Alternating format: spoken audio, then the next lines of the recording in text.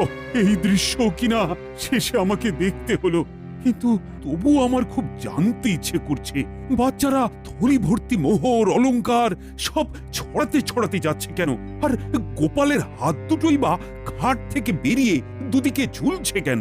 মহারাজ, আর একটা ব্যাপার কি আপনি লক্ষ্য করেছেন? কি কি বলো তো? গোপালের দেহ কারা কাঁধে করে নিয়ে যাচ্ছে?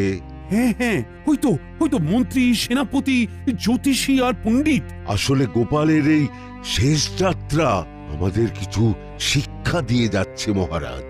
এই যে দেখুন, যারা গোপালকে সহ্য করতে পারত না, এখন এখন তাদেরই কাঁধে গোপাল যাচ্ছে। তার মানে শেষ পর্যন্ত কেউই কারোর শত্রু থাকে না, সবাই মান অভিমান ভুলে কাঁধে কাঁধ মিলিয়ে পার করে দেয়। তাই তো।